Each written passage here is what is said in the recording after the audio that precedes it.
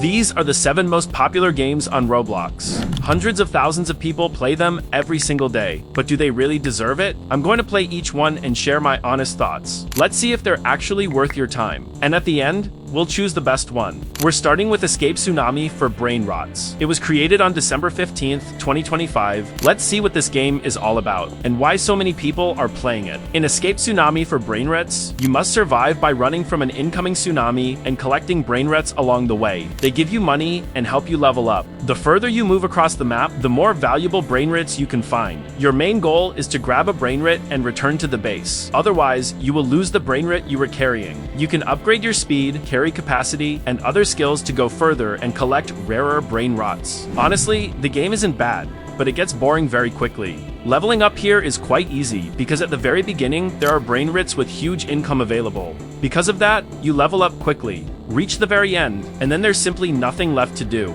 For me personally, collecting brain rots, which is probably one of the main goals of the game, is not interesting. I wouldn't recommend it, it gets boring fast. But that's just my opinion. Honestly, I don't understand why so many people are playing it. My rating for this game...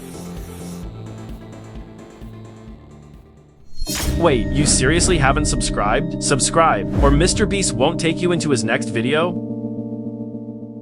The second game is 99 Nights in the Forest. Let's see why it's so popular. In 99 Nights in the Forest, your goal is to survive in a dark forest for 99 nights. You gather resources, build shelter, and defend yourself from creatures that appear at night. During the day, you explore the area, search for useful items, and prepare for the next night. When darkness falls, things get intense. Enemies become more aggressive, and your base needs strong defenses. Each night gets harder, so managing resources, upgrading your defenses, and planning ahead is very important. The main goal is to survive all 99 nights without dying. Overall, I really liked this game. I've actually played it before, so I already knew what to expect. The first time you play it, it's very engaging and easy to get hooked. There's always something to do, and surviving each night feels rewarding. However, on a second playthrough, it can start to feel a bit repetitive, since you already understand the mechanics. My rating for this game...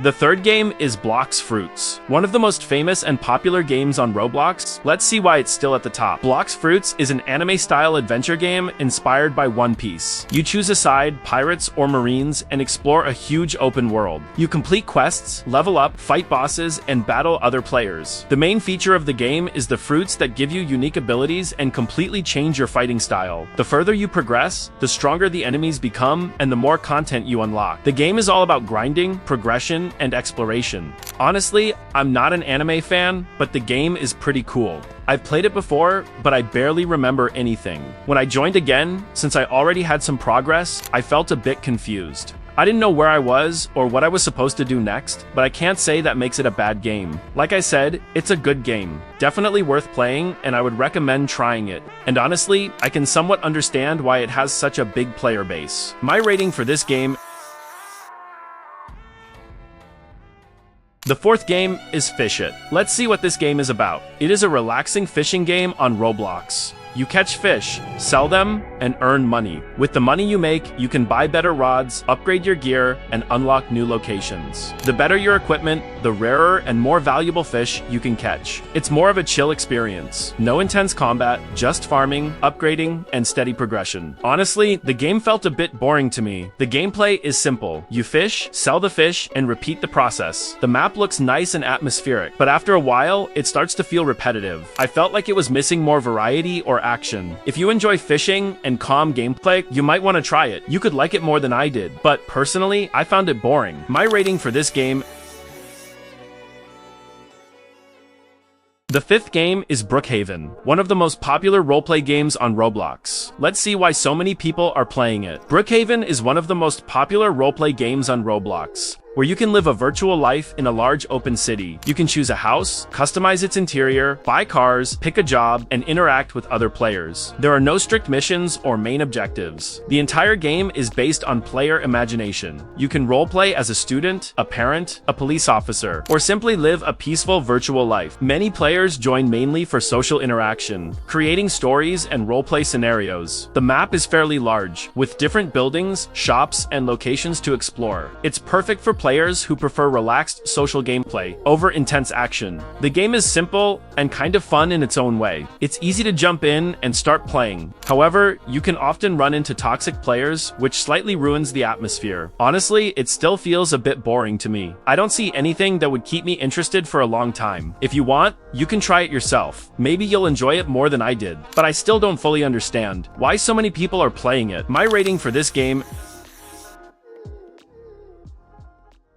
The sixth game is Rivals. Let's see what makes this game so popular. Rivals is a fast-paced PvP shooter on Roblox, where players fight each other in duels and team-based modes. A lot depends on your reaction time, accuracy, and smart movement around the map. Each weapon feels different, so finding a playstyle that suits you is important. You can unlock new gear, upgrade it, and climb the ranks, which gives you extra motivation to improve. Matches are usually quick, but they stay intense until the very end. Even small mistakes can decide the outcome of a fight. It's a great game for players who enjoy competitive gameplay, action, and constant battles against real opponents. Honestly, I think the game is really cool. I like the overall design, the fast-paced fights, and the general style. At the same time, it can be quite difficult at first if you don't understand how to properly use slides, movement, and other mechanics. Without mastering that, you'll keep losing to more experienced players. But once you start understanding the mechanics and control your movement better, the game becomes much more enjoyable and competitive.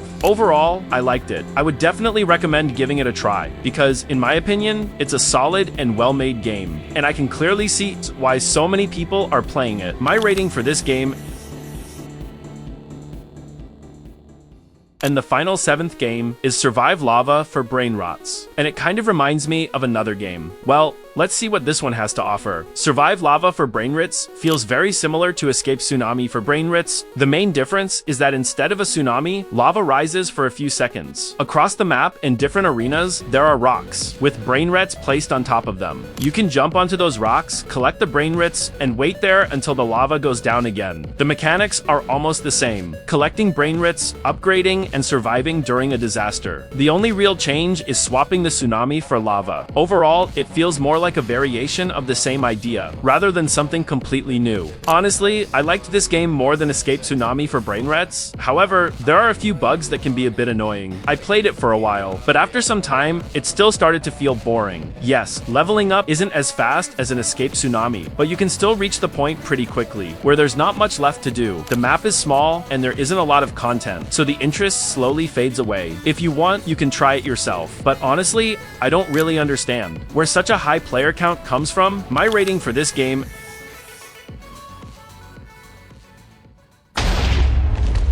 That's it. These were the most popular games at the beginning of 2026. Some of them were more interesting, some were more boring, but each one has its own audience and deserves attention. And honestly, the best game out of all of them, in my opinion, was 99 Nights in the Forest. It felt the most atmospheric, the most engaging, and truly enjoyable to play. Which game did you like the most? Let me know in the comments. And with that said, I wish you good luck, and I'll see you in the next video.